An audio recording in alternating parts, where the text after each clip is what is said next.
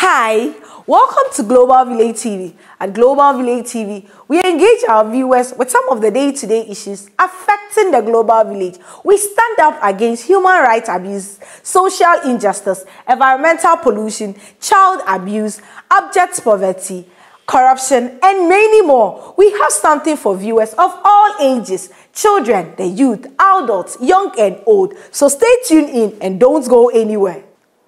Hi, my name is Efia. Today I'm here to interview a prolific writer, an author, human rights activist. In fact, when you get to him, he'll say more about himself. Welcome, Doc. Hello, Efia. How are you doing? I'm good. You look great in your African wear. Thank you very much. Thank you. You also look excellent. Thank you. In fact, I'm grateful to have you here. Good. Much grateful. Okay, great. Viewers, this doctor here is an author. He has so many books, and today we are here to review one book, Radical Therapy for Africa's Lookalike. Let's get to him and hear more about him. Welcome once again. Hello. I'm glad to have you on my show. Great. So, Doc, what is all about your book? Okay, the motivation to write this book came when I was in UK battling with COVID-19. The news came that initially it spread, as everybody knows, in China and then to other parts of the world. So I was just praying to God that Africa is spared because Africa has its own problems already. But eventually I got the news that it also sprang up to Africa. So, oh my goodness, Africa has its own problems. So I was just pondering over all these things as I was battling with COVID-19 myself. Then, all of a sudden, in a dream, I saw myself as a doctor back in my days as a doctor in Germany. Okay. And I was going for the weekly home visits. Normally, every week you go to visit the patients who are unable to attend our clinic. So I was driving through the street of a town in Germany called Stadt-Oldendorf. That is where I worked. So indeed, I was transported back to 20 years. And then, as I was on my rounds, all of a sudden, everything was in a dream form. Okay. All of a sudden, I saw myself driving in a huge forest. The road was dusty with potholes. Then, as I got to the outskirts of the town, I got a puncture. I'm not going to tell everything in the book, otherwise people will not read. But I just want to, in the nutshell, I was asked, the villagers asked me to go and treat one of their grandmother who was severely unwell. And the striking thing that came out was that this grandmother, the head, bore a striking resemblance to the outline map of Africa. And I used my medical experience to treat her. I asked about the history of the patient, and I examined her, and then I devised a therapy plan for her. And basically, as it turned out, the problems of this patient mirrors that of the real Africa. So that's the plot. So you may ask me about some of the whatever you want to ask me about the therapy plan and the examination. Yeah, exactly what I want to go by. So this is all about a dream Dr. Robert Efia had. In fact, you are indeed a prolific writer. I've read, in fact, some of your books, and I always get touched with it. I know you are following someone. Who is that person? Yesterday, in fact, during your launching, you talked about it. Okay, the inspiration Osajifo Dr. Kwame Nkrumah is my idol. Yeah. Okay. And the ideas of Osajifo mirrored also in my therapy plan. Okay. Because Osajifo was talking about Africa coming together so that we work together. For example, in my radical therapy plan, I came up with the idea of Africans coming together to save money. For example, I also cite examples. Okay. At the moment, we have 52 countries in Africa. And each of these 52 countries has set up a military and army to defend itself. The question is, defending itself against who? The fact that the colonial masters imposed the army on us doesn't mean that every country has to set up its own army. Like, for example, let's think of practicalities. Ghana has an army. The question is, army is to defend a country against external aggressors. Who are our external aggressors? In theory, it will be Ivory Coast, Burkina Faso, Togo. And Burkina Faso has also army, Togo has also an army, in theory, defend itself against Ghana, Nigeria, Benin. All these countries are members of the African Union. And since independence, hardly has any African country fought against the other. So, Osadifo was talking about African African Defense Force for the whole Africa. In theory, at the moment, our enemy is terrorism, like IS and Al-Qaeda. So, if you form a rapid defense force, if, like Boko Haram attacks Nigeria, then the whole African army will go and fight them. That is what, then you can save money. So, because the millions and millions each country is spending on its defense force, we could use about 1/10 of that budget to form the African Defense Force. That is one of the radical therapies. As I said, I'm not going to speak about everything, but another issue that I want to raise is the issue of diplomatic representation. So, it's also you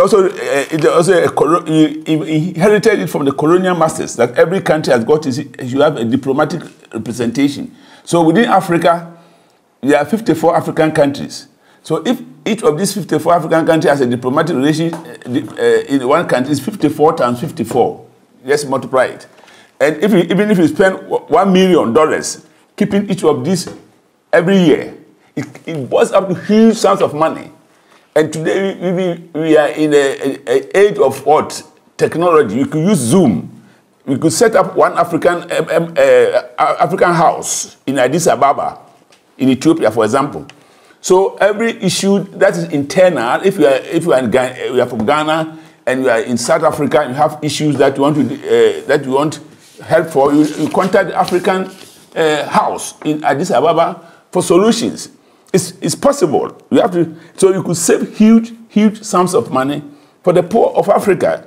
That is what's important. You see the point? But now we are spending so much money keeping all these embassies. Why people, the disabled, the blind, the orphans, they don't have anywhere to go. And without job, I spoke to some of my young friends in Accra recently, and they have resigned themselves. They said, they don't see any hope. So without any hope, then they try to go outside. They take the treacherous journey around the Sahara Desert, and they go and die on the Mediterranean.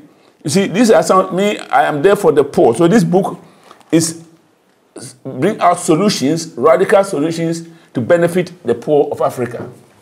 This book is to bring radical solutions to the poor of Africa, indeed. Now, let's know that Dr. Tu is the coming Dr. Osadifo Kwame Nkrumah, our former president, right? Good. Doug, I know you don't want to let us know. I want to pick up from there. Okay. Osadifo said, if you read his book, he said he has sown the seed and it will germinate. When he said Nkrumah never dies, it not means that he doesn't die physically, but his ideas. So me too, I'm just sowing my ideas. Even if I don't become a president, I'm not aspiring for political power. But I'm looking at you, for example. If you one day become the Prime Minister of Ghana, President of Ghana, then you are not going to buy presidential jets, luxurious castles, but you have to look at the poor people who are begging on the seas of Africa. Sure, we have to look at the poor people in the burden of Africa.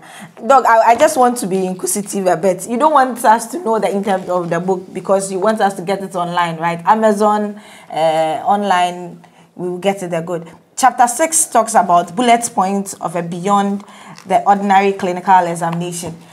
Can you please delve into that for us? Yeah, you know, as I said, I treated this patient. As I said, it was in a dream. So I'm a doctor. I've been called to treat her. So these are in the nutshell, or chapter 6. In the nutshell, I was talking about I will do the examination. For example, I was saying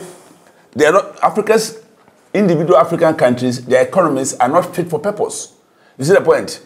You don't have, compared to the huge economies like the EU, China, a small country like Ghana, our economy is just peanuts.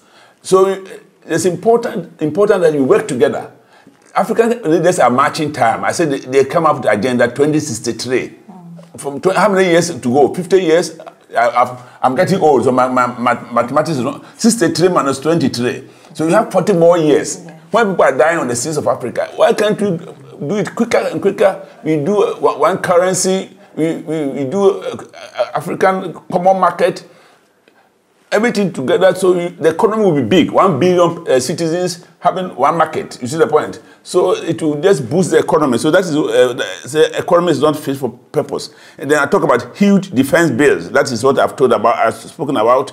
That you have to cut the armies. You have to work together. Instead of 54 different standing armies, they are boring in the barracks. They don't have anything to do. They could even go out building bridges. You know, a lot of these bridges are collapsing.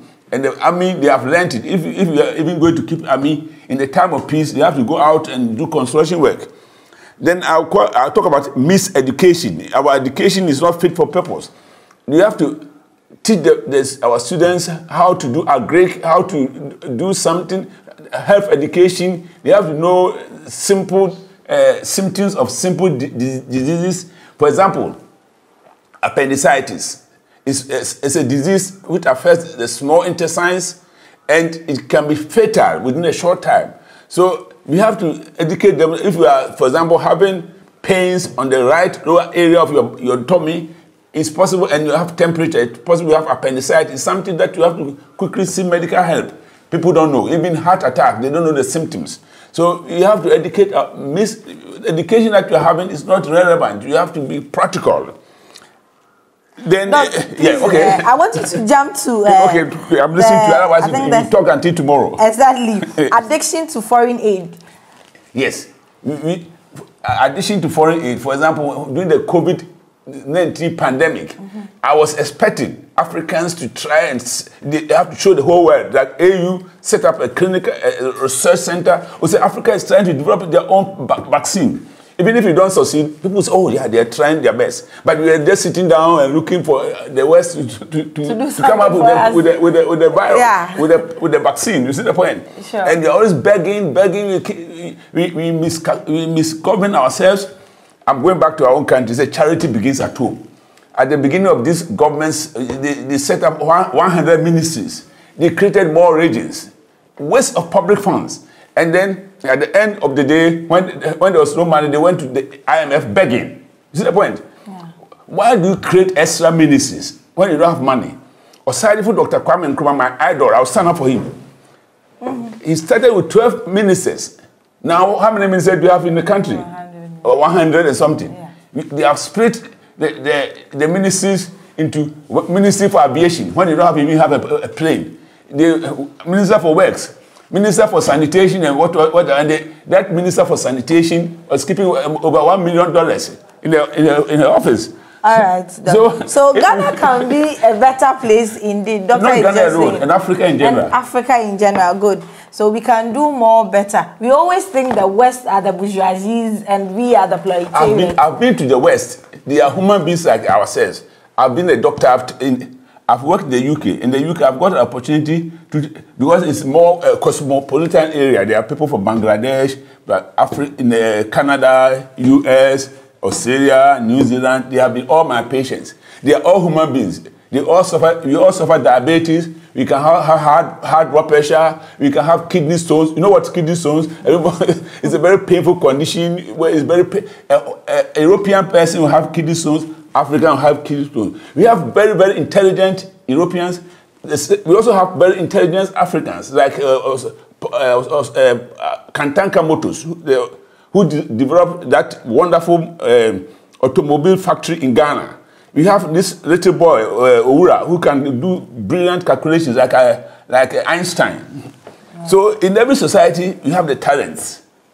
But we are not making use of our talent because our system is not working. That is what this book is about, appealing to the youth to come up with ideas and solutions for Africa's problems. So Ghana have solutions to their problems indeed. Thank you so much for having you here. But Doc, before we leave, where can we get the books? These books are available in all leading bookshops, like Amazon. And I'm also appealing to, I'm not making a market advert for my book. The education ministers of Africa should get copies. I can give them at discounted prices and give to the children to read, to get more ideas, because they are the leaders of tomorrow. We will be going very soon. But they are the leaders of tomorrow, and to carry this message on.